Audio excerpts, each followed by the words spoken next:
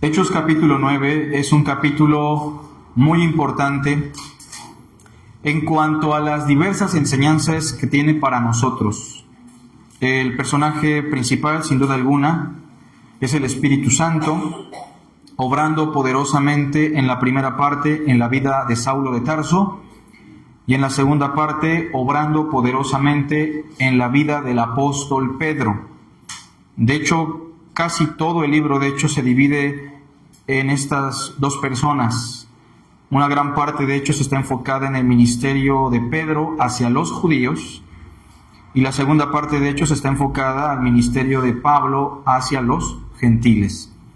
Ahora, el capítulo 9 nos habla de diversas situaciones. Es como una síntesis de todo lo que experimentó Saulo de Tarso y cómo se dio esta transición entre el cristianismo judío con el cristianismo de los gentiles.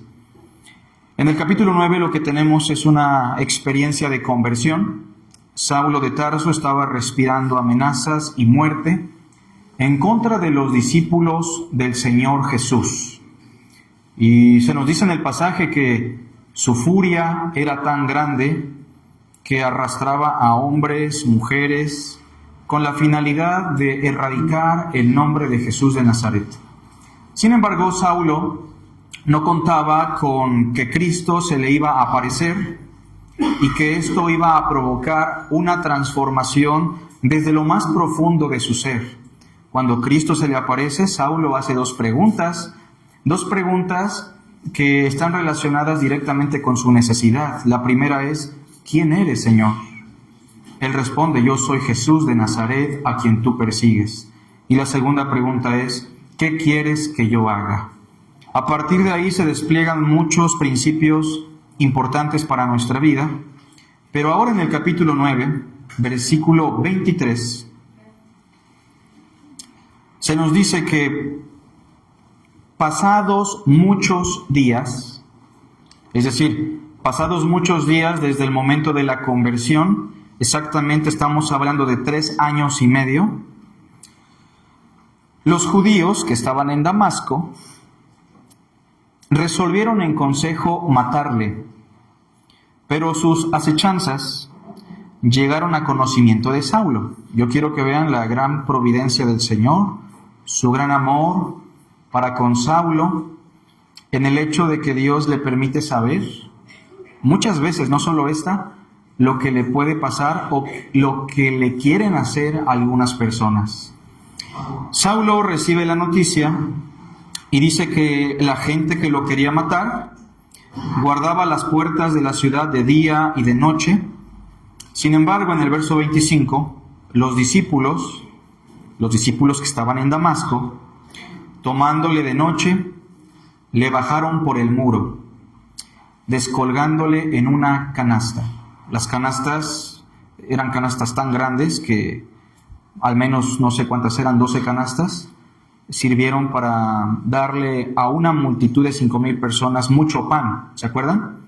Eran canastas muy grandes donde cabía una persona. Saulo entra a Damasco empoderado, lleno de soberbia, lleno de orgullo, lleno de furia. Pero Saulo sale de Damasco totalmente humillado, menospreciado por su propio pueblo, y es entonces que llegamos a una enseñanza fundamental para la vida de los siervos de Dios. En la pantalla tenemos el título de nuestra reflexión: la experiencia de la humillación. Repito, la experiencia de la humillación. Una necesidad constante en los siervos de Cristo. Tal vez no todos estemos de acuerdo, porque cuando hablamos de la humildad, la exaltamos como una gran virtud, pero a veces confundimos la humildad con muchas otras cosas, ¿no? Como la gente que tiene menos recursos, o la gente que deja que otros los pisoteen, pasando por alto la justicia. Pero es por eso que yo creo que el término humillación es más apropiado. sobre todo porque la misma Biblia, cuando habla de esta virtud, la menciona en términos de humillación. Haya pues en vosotros el mismo sentir que hubo también en Cristo Jesús, el cual, siendo en forma de Dios, no estimó el ser igual a Dios como cosa que aferrarse, sino que se despojó a sí mismo, tomando forma de siervo, hecho semejante a los hombres. Y estando en esa condición de hombre, ¿qué dice? Se humilló a sí mismo. También la Biblia dice que Cristo, en los días de su carne, levantando súplicas y ruegos al Padre, fue oído a causa de su temor reverente. Y aunque era hijo, dice que Dios lo metió al padecimiento para que él pudiera aprender la obediencia. Les pregunto, ¿la humillación es necesaria? No nos gusta la humillación, porque las mejores virtudes del cristiano brotan después de la humillación. Pero si algo aborrecemos los seres humanos, especialmente los que estamos al frente de una iglesia o los que estamos liderando a un grupo, es experimentar la humillación. Pero es muy necesaria la humillación para que podamos servir a Cristo de la mejor manera posible. La experiencia de la humillación, una necesidad constante, y repito, es algo constante en la vida de los siervos de Dios. Vean conmigo el capítulo 9, versículo 15 y 16.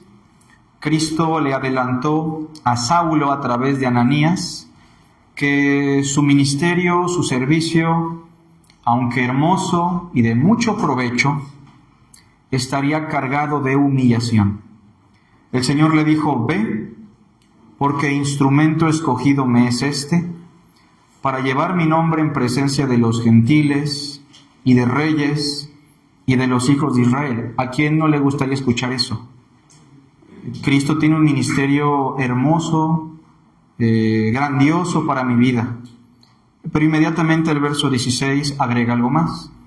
Porque yo le mostraré cuánto le es necesario, noten eso, es una necesidad, padecer por mi nombre. Entonces hoy vamos a hablar de la humillación de Saulo, aplicándolo a nuestra vida cristiana, y vamos a mencionar 4 momentos, repito, 4 momentos de humillación en la vida de Saulo. 4 momentos. Estos 4 momentos de humillación que va a experimentar Saulo son 4 momentos que también usted ha experimentado o va a experimentar. Yo sé que a nadie le gusta ser humillado, pero reitero, la humillación es el único medio para que el Espíritu de Dios pueda manifestar virtudes como el amor, la humildad, la fe, la paciencia. La humillación siempre va a ser necesaria. Veamos, por favor, un primer momento. Número 1, hablamos del momento de la conversión. La conversión literalmente significa dar un giro contrario, ¿no? Básicamente eso significa conversión. Y es una expresión que alude a un cambio de vida. El arrepentimiento es un cambio en nuestra manera de pensar. Es un cambio en nuestra percepción de la vida, de Dios, de nosotros. Pero la conversión es un cambio de dirección. Es cuando mi vida ha dado un giro totalmente radical en favor de Cristo, su reino, siendo consciente de mi miseria, de mi vanidad, de mi soberbia. Pero para que la conversión se experimente, tenemos que pasar por un primer episodio de humillación.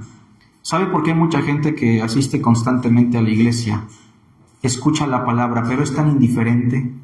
Parece que tiene un corazón duro, pareciera que nada le duele, que todo está muy bien, que hay un valor desmedido en su vida. ¿Sabe por qué? Porque no hay disposición a la humillación delante de Dios.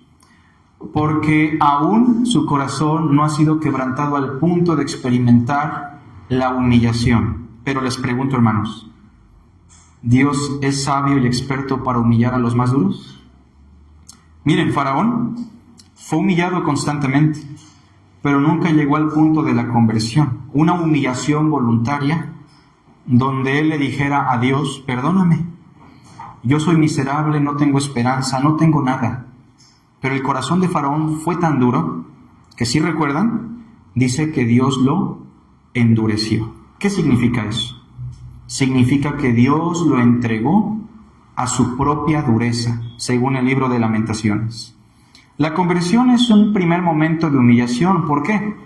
Porque para que se experimente la conversión, necesitamos arrepentimiento y fe ante Cristo como Señor.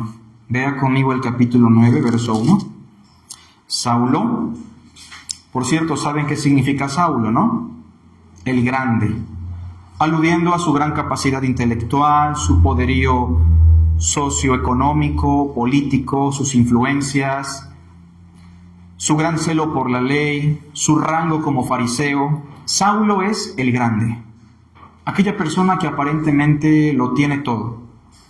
Y dice que Saulo respiraba amenazas y muerte contra los discípulos del Señor. ¿Sabe qué significa eso de respirar amenazas y muerte? ¿Cómo es que el ser humano puede vivir? ¿Qué necesita? Respirar constantemente. Y es tan vital que ni siquiera pensamos en respirar. Dormimos y respiramos. Comemos y respiramos. Y muchas veces hacemos silencios o pausas en nuestra respiración, pero como es algo tan vital, nuestro organismo ya se acostumbró a respirar. ¿Me explico? Que Saulo respire amenazas y muerte simplemente nos está hablando de su estilo de vida, de odio, de soberbia, de orgullo, de vanidad. ¿Me explico? Aunque pregunto, ¿Saulo necesita a Dios? Tiene necesidad de Dios, pero es un hombre muy duro. Pues dice el versículo 2 que él pidió cartas para las sinagogas de Damasco, a fin de que si hallase algunos hombres o mujeres de este camino, los trajese presos a Jerusalén. Mas yendo por el camino aconteció que al llegar cerca de Damasco, repentinamente le rodeó un resplandor de luz del cielo. Verso 4 dice, y cayendo en tierra, no sabemos si iba caminando, si iba en un camello, si iba en un caballo, pero el hecho es que se cayó. Y eso ya tiene que ver mucho con la humillación. Mire, ¿quieren ver a una persona humillada? Simplemente vea a una persona que está padeciendo una enfermedad. Aunque digamos que no, las enfermedades son humillantes o no. Una caída, una fractura, todo eso nos deja muy vulnerables. Y Saulo cae, oye una voz que le dice, Saulo, Saulo, ¿por qué me persigues? Y no espere usted a ser un sicario en contra del cristianismo para que usted experimente humillación y Dios le hable. Dios ha dicho a través de Cristo, el que no es contra nosotros es a nuestro favor, pero que el que conmigo no quiere recoger, desparrama. ¿Me explico? O sea, si no estamos a favor de Cristo, estamos en su contra. Si no somos de Cristo, somos del diablo. ¿Me explico? No hay un punto neutral. Si yo no quiero entregar mi vida a Cristo, yo lo aborrezco. Y miren que lo que estoy diciendo es muy duro para algunos, porque hay personas que dirán, no, yo no me entrego a Cristo, no quiero creer en Él. Yo lo respeto mucho, Eso no es verdad. La Biblia dice que aquel que no está con Cristo lo aborrece. Romanos capítulo 1 sí lo dice. Cristo mismo ha dicho, el que no recoge conmigo, desparrama. Pero Saulo ha recibido la experiencia de la revelación y en el verso 5 pregunta, ¿quién eres, Señor? Jesús le dice, yo soy Jesús, a quien tú persigues. Y la segunda pregunta es, ¿qué quieres que yo haga? Cristo le explica de manera breve, pero ¿saben qué se da en ese momento en Saulo? Arrepentimiento. Su mente cambia, su pensamiento es transformado, su forma de verse a sí mismo cambia por completo, porque ¿qué es el arrepentimiento? Es verme a mí mismo como Dios me ve, y es ver a Dios como Él es. ¿Se acuerdan de Isaías el profeta? Cuando experimentó la revelación, ¿qué dijo? ¡Ay de mí, que soy muerto! Porque mis ojos han visto al Rey. Y en su perspectiva el Rey era el rey Usías, que acababa de morir. Pero cuando experimenta la revelación, él entiende, el Rey es el Señor de los ejércitos. ¿Me explico? Ahora Saulo entiende que Cristo es el Señor. Y el arrepentimiento está acompañado por otra virtud que es una virtud fundamental para la salvación, la fe. ¿Qué es la fe? La fe es aceptar a Dios. La fe es colocar toda nuestra confianza plena en lo que Dios ha hecho a través de su Hijo. Saulo ha de decir: no me sirven mis estudios teológicos, no me sirve mi posición política, social, ser parte tal vez del Sanedrín, haber estudiado con Gamaliel, el mejor rabino de la época. En las palabras del mismo Pablo, él dirá en Filipenses 3, todo lo tengo por basura, para ganar a Cristo, no teniendo ni siquiera mi propia justicia, sino la justicia que es de Dios por medio de la fe. Un primer momento de humillación es la conversión. Y si usted dice ser converso, pero nunca le ha entregado su corazón en fe a Cristo, si nunca se ha arrepentido en cuanto a quién es usted y quién es Dios, probablemente usted no ha experimentado la conversión.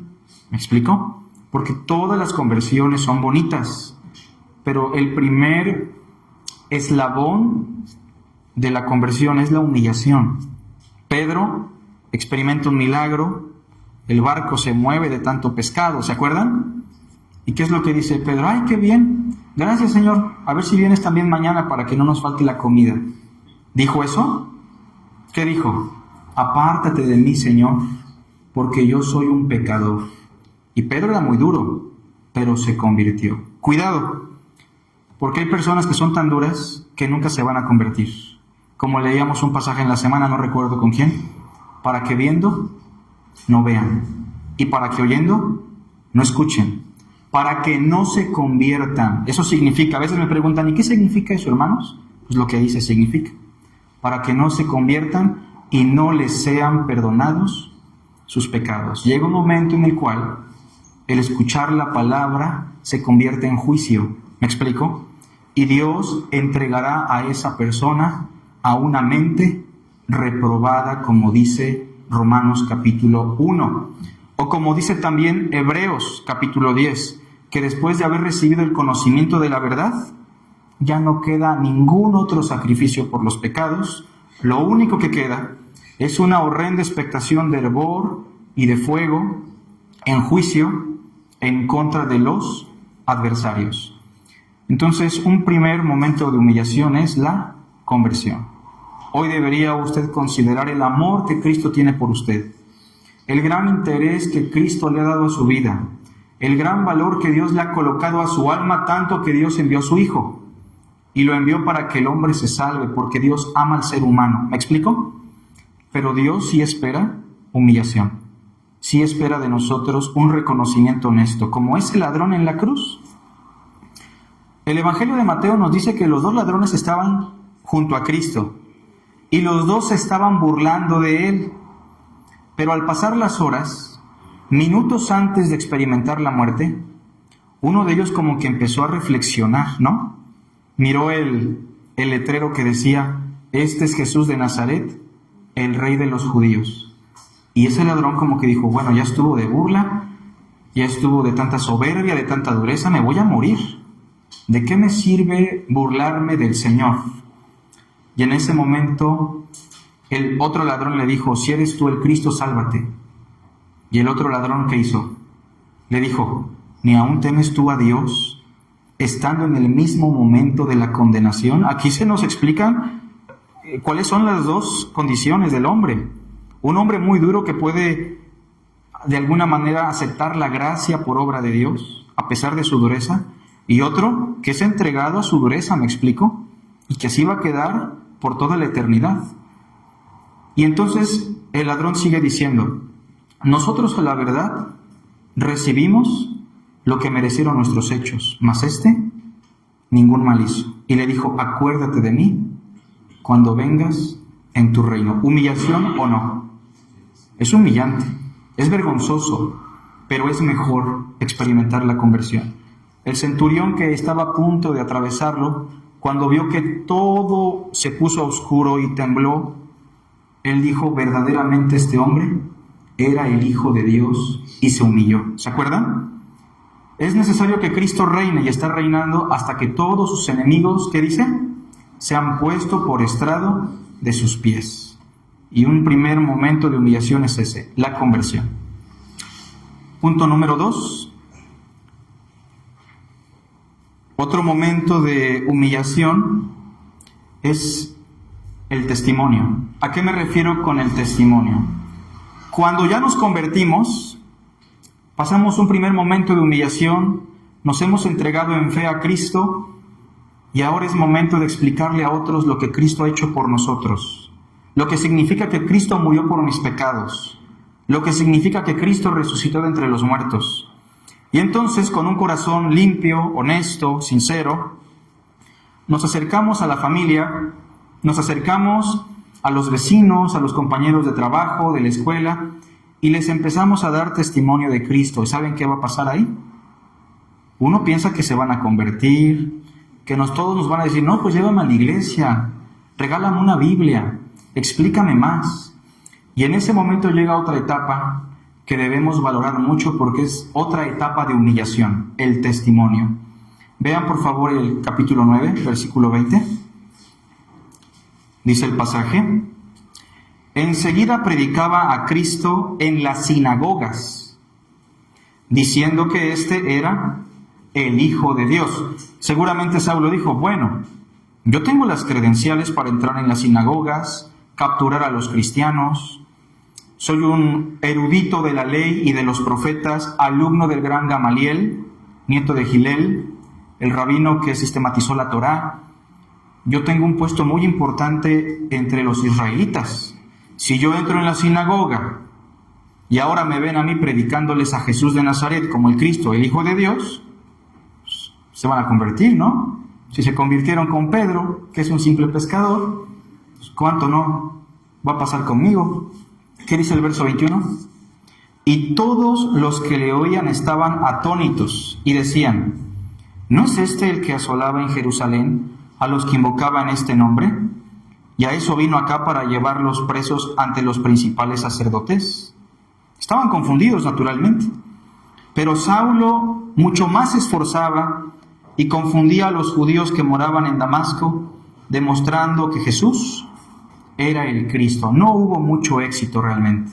La gente terminó confundida, no entendiendo mucho lo que estaba pasando con el testimonio de este hombre.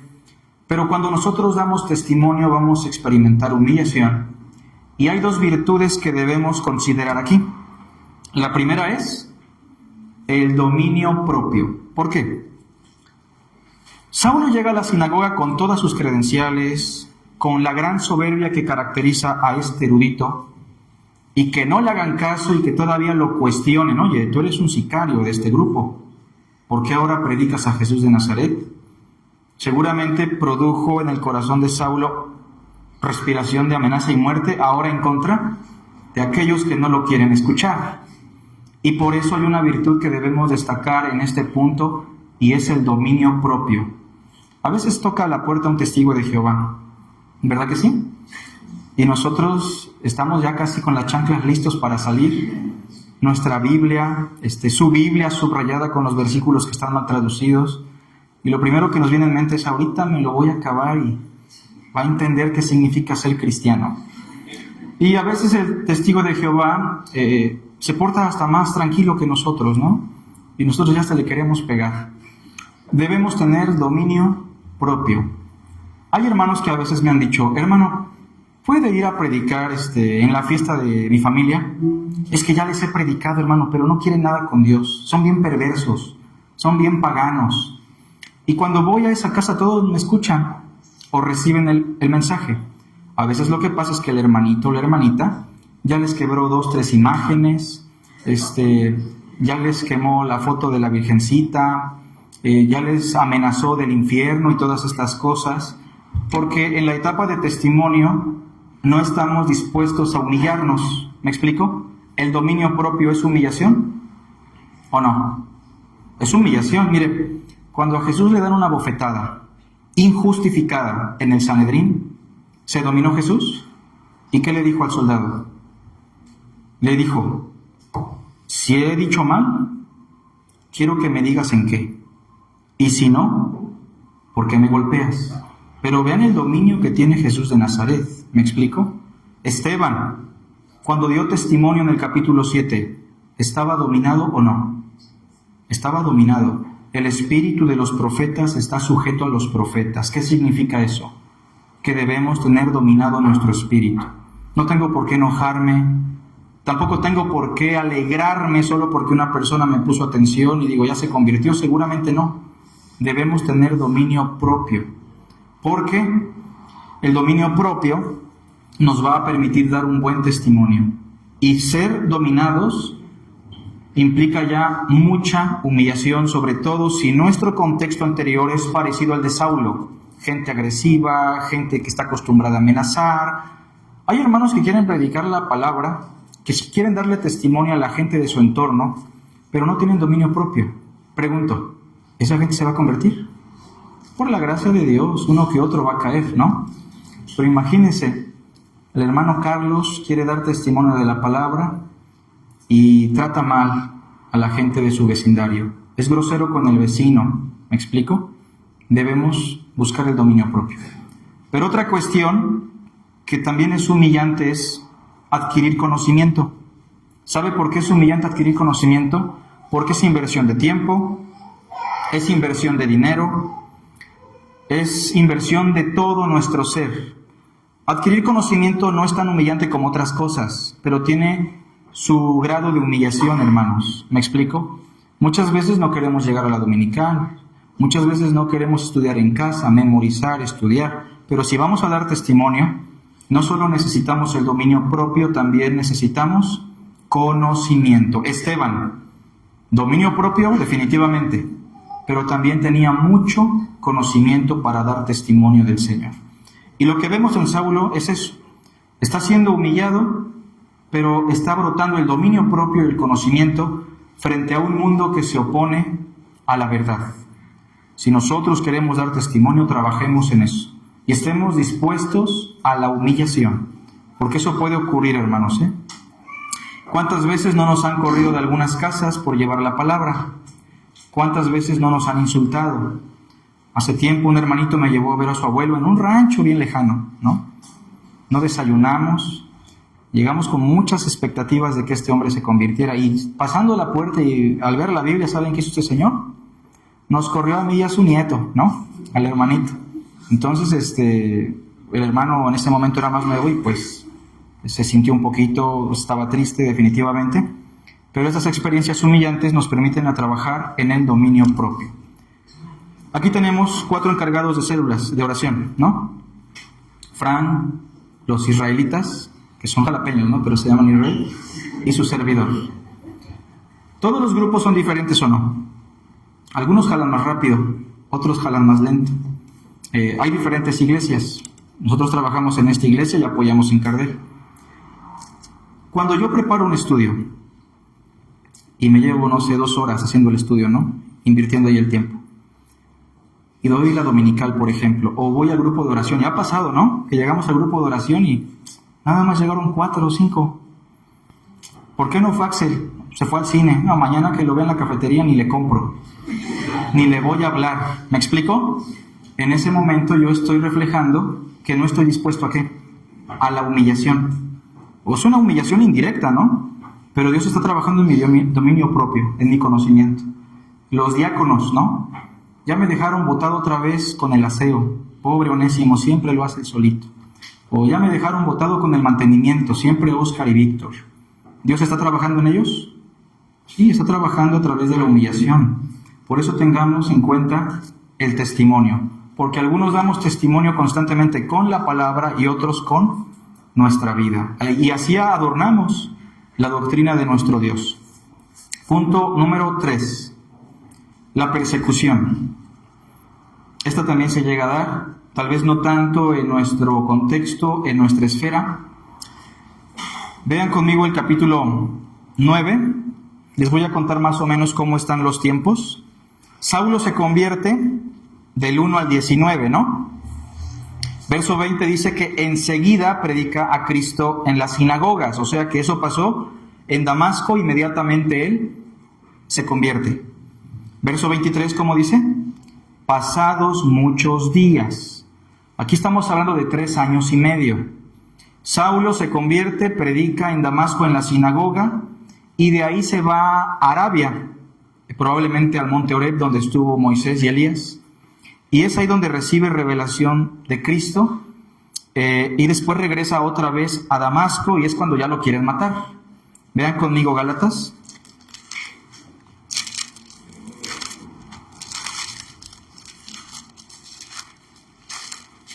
Gálatas capítulo 1, verso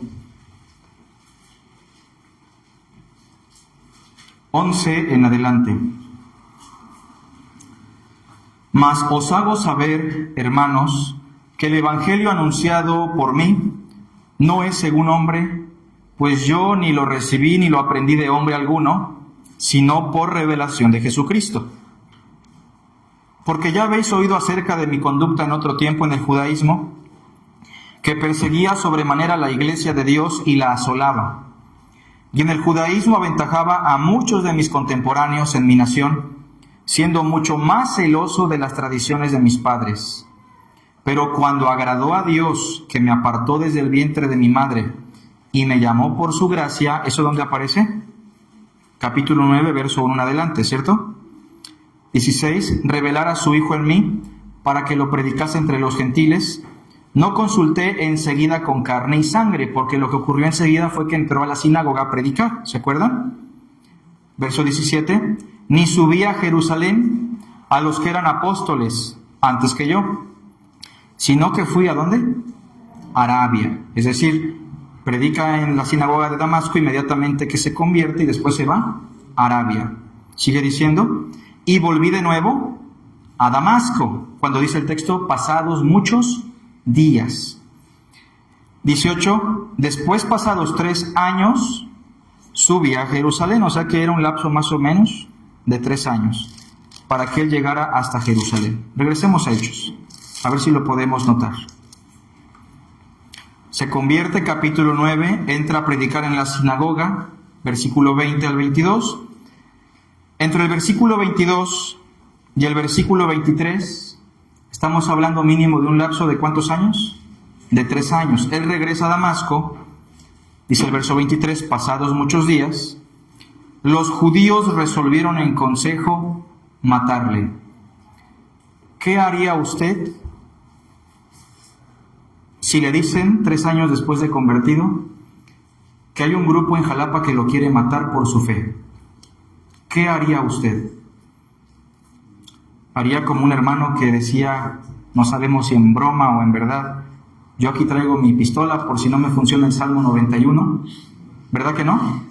¿Qué haría usted si le dicen, ¿sabes qué? Por causa de tu fe te quieren quitar la vida. Primero, vean cómo en el versículo 24, las acechanzas llegaron a conocimiento de Saulo, porque pregunto, ¿Dios siempre nos hace saber lo que va a acontecer? Dios nos permite ver más allá en su misericordia, sobre todo cuando estamos pasando momentos de persecución. Hay personas que piensan que tener fe significa ser imprudente, ¿me explico? Pero el mismo Jesús, cuando sabía que aún no era su hora y la gente venía para matarlo, ¿qué hacía? ¿Han leído los evangelios?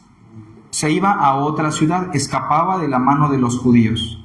Y lo que vemos en Saulo es lo mismo, dice en el versículo 25, que los discípulos lo tomaron de noche, lo bajaron por el muro y preguntó, ¿eso es humillante? Es humillante, encerrado en una canasta, persecución. Hubo un grupo en el siglo II y en el siglo III, que es el lapso del cristianismo más perseguido de la historia. Hubo un grupo de cristianos, y lo pongo entre comillas, que se identificaron o se llamaron como los espontáneos. ¿Los han escuchado? ¿Eran cristianos inmaduros? O quién sabe si eran cristianos. Que cuando veían a un obispo, a un padre de la iglesia sufrir muerte por causa de su fe, veían cómo los hermanos lloraban, guardaban sus ropas como si fueran una reliquia, cosa que estaba mal definitivamente. Pero al verlos morir como héroes y quedar registrados en los anales de la historia cristiana, estos cristianos espontáneos llegaban voluntariamente a las autoridades romanas y les decían, yo también soy cristiano. ¿Qué querían decir con esto? Quiero que me mates, que también me arrojes a las fieras, que también me corten la cabeza. ¿Cuál era la motivación? Era la motivación del héroe griego, ¿me explico? Que muere simplemente para que se cuente su historia. Era la misma motivación de los vikingos, que su mayor anhelo, ¿cuál era? Morir, ¿me explico? Para llegar a ese lugar paradisíaco, ¿no? No seamos espontáneos en ese sentido. La Biblia dice, el simple ve el mal y lo recibe, mas el abusado o el sabio lo ve y se aparta. ¿Me explico? Si yo veo que la persona tiene un arma y amenazó ya con quitarle la vida a un cristiano, pues ¿para qué me acerco en ese momento? ¿Cierto? Todo tiene su tiempo. No es que el pastor no tiene fe. No tiene nada que ver, hermanos, una cosa con la otra. La fe es una virtud muy importante, pero Dios también nos dio un cerebro para poder calcular, incluso para construir. Yo le decía al hermano Fili, ahorita que me está apoyando con unas cositas, ¿cuánto me vas a cobrar? ¿No? ¿Y cuánto me va a salir el material? Yo pude haber dicho, pues, por fe lo hacemos, ¿no? Y levantamos otro piso. Pero ¿sería correcto eso? ¿Verdad que no? Cristo dice, ¿a poco no es mejor que el hombre primero se siente y calcule si va a poder? Sino, ¿qué va a decir el vecino? Nada más hizo unas cositas y no pudo terminar, ¿cierto? Así que tengamos precaución con la persecución.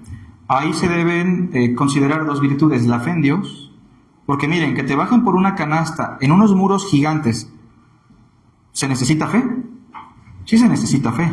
Poner mis manos en las manos de los discípulos de Damasco, en las manos de Dios, requiere de mucha fe, pero también sabiduría, porque Saulo pudo haber dicho, yo aquí entrego la vida por Cristo, y nos hubiésemos perdido de grandes bendiciones de parte de Dios a través de la vida de Saulo. Lo mismo pasa con los hermanos.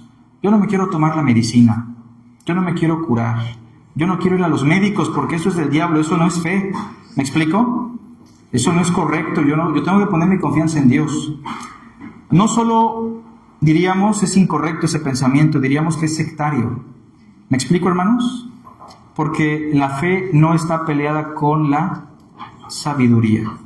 Tengamos precaución en cómo estamos manejando nuestra fe. Pero eso también implica humillación.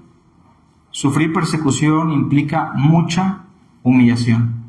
Y en muchas ocasiones, aunque tengamos la sabiduría suficiente, lo que vamos a experimentar es la persecución y la muerte. Y solo vamos a depender de Dios. Y punto número 4, hermanos. Termino con este punto. Otro momento de humillación es la iglesia. Ah, caray. ¿Cómo que la iglesia? Si en la iglesia todo está bien bonito. Bueno, porque adornaron las hermanas, ¿verdad? Pero cuando me refiero a la iglesia, me refiero a los hermanos de la iglesia. Hay una gran diversidad de hermanos, ¿cierto? Pregunto, ¿algunos hermanos son muy maduros, sí o no?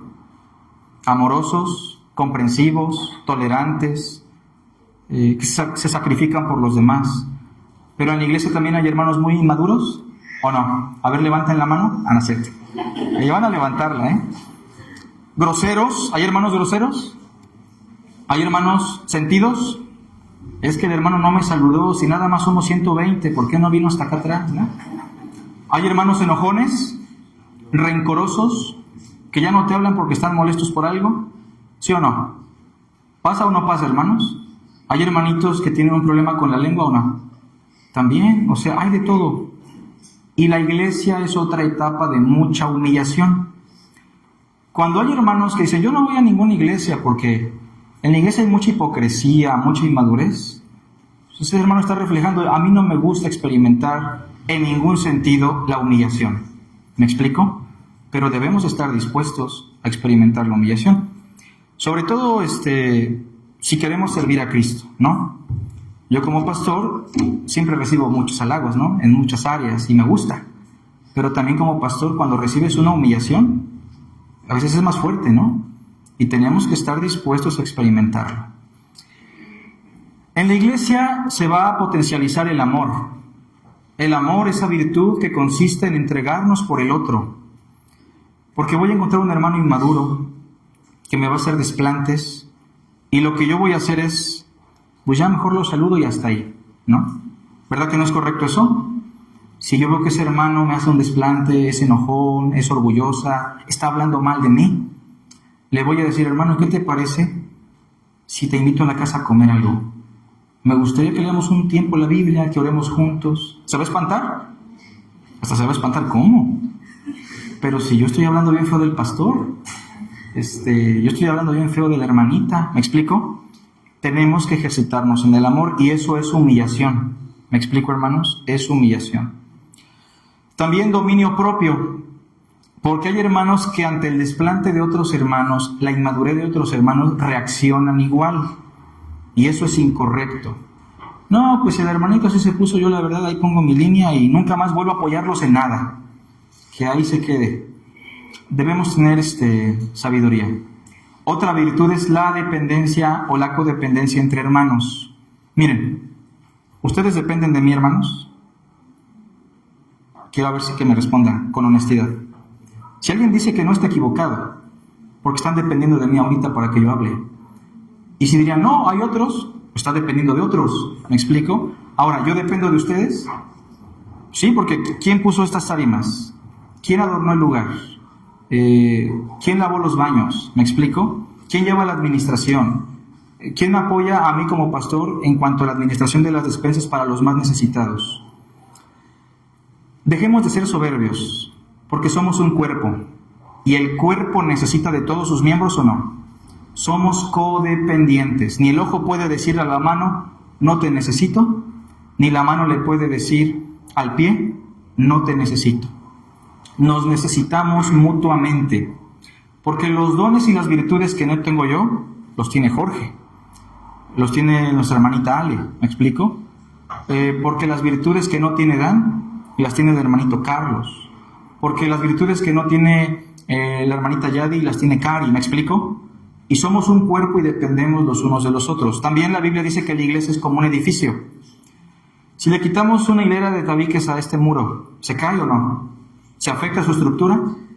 Entonces, sí dependemos los unos de los otros, ¿o no? Y la Biblia sí lo enseña, que dependemos los unos de los otros.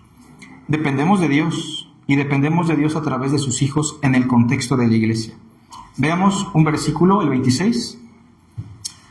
Cuando llegó a Jerusalén, ya estamos hablando de los 3 años, trataba de juntarse con los discípulos, o sea, Saulo dijo, pues me voy a llevar con ellos, ¿no? Pues soy un cristiano solitario, no es lo correcto, necesito un grupo.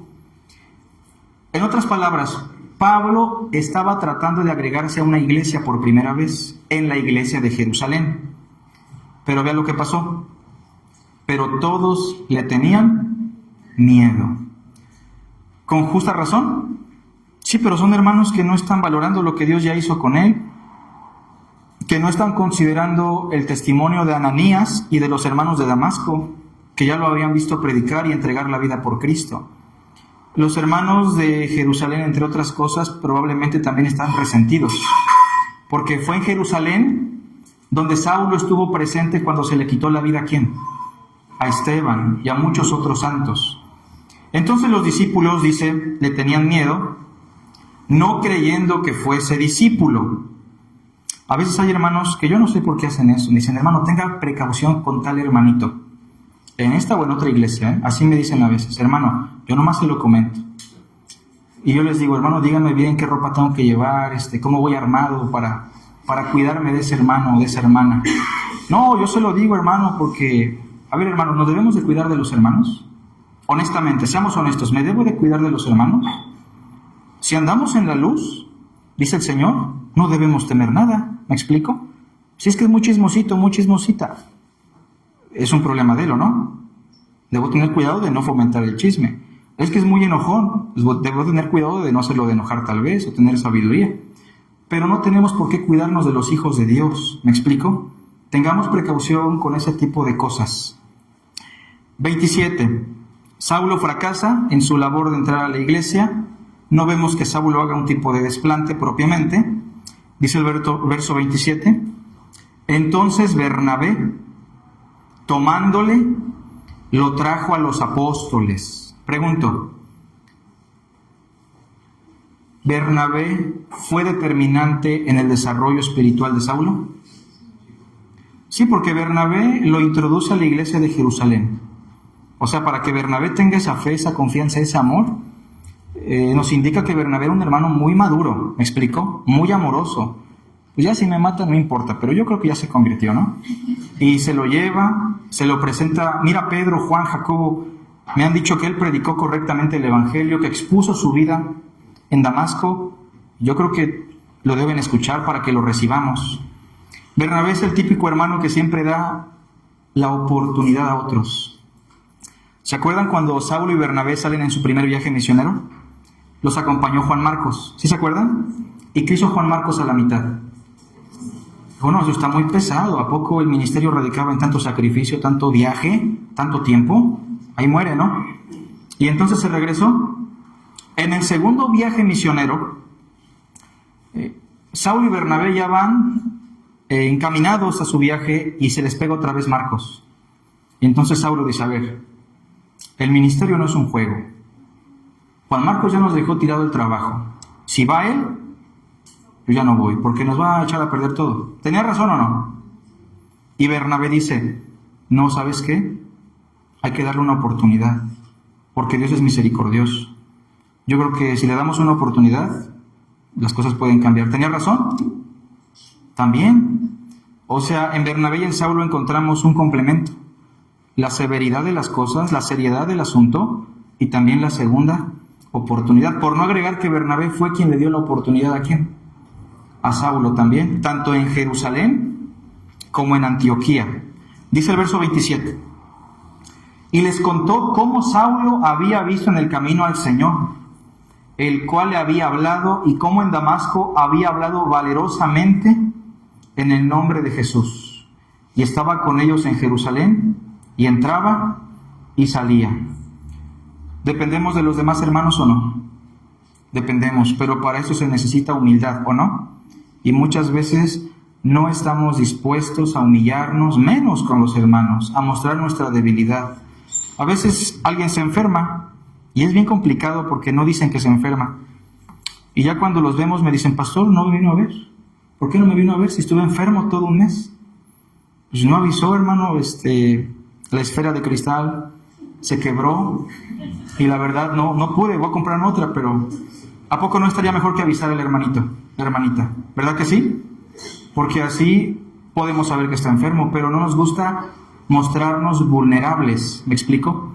No nos gusta en el contexto de la iglesia mostrarnos tal cuales somos. A veces los problemas matrimoniales son fuertes y como no queremos experimentar la humillación del qué dirán, dejamos que el problema crezca y crezca y crezca hasta que a veces es imposible que se pueda resolver, ¿me explico? Tengamos en cuenta que la iglesia es otro factor determinante para nuestro desarrollo a través de la humillación.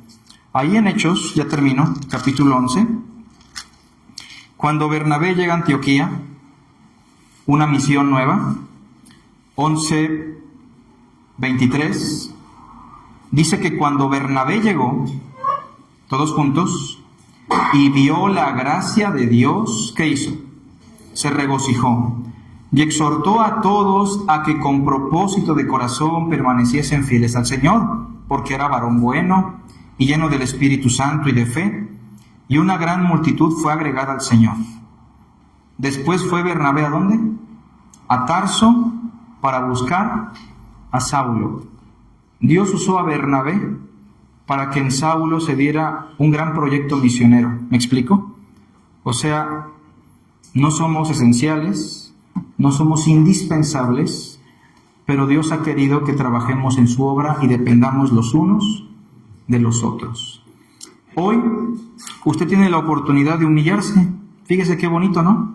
Hoy tiene la oportunidad de humillarse y decir, voy a invitar a comer a ese hermano que tanto rencor me tiene, o a ese hermano que me trata mal. Hoy voy a invitar a otro grupo de hermanos. Voy a invitar a mi casa a los hermanos que más cosas feas me han dicho, los que menos me hablan. ¿Cómo ve? Y que lleguen a su casa y le digan, ¡ay, qué comida tan fea, hermano! Oh, yo no como picante, discúlpame. Yo llevo una dieta muy rigurosa, hermano, pues ni modo. ¿Es humillante eso? Pero esa es la oportunidad, ¿no? Yo sé que ustedes están viéndolo con esos ojos. Es la oportunidad para poder crecer en nuestro servicio. Hagamos una breve oración y mientras se va preparando la cantata, por favor, vamos a participar. Padre, gracias por tu santa palabra. Te damos a ti la honra, la gloria y la alabanza, porque tú eres bueno. Que tu palabra prospere en nuestro corazón y bendice, Señor, a tus siervos, para que la humillación, la humildad se pueda forjar en nuestra vida y nos parezcamos cada día más a Cristo. Te lo pedimos en el nombre de Jesús. Amén.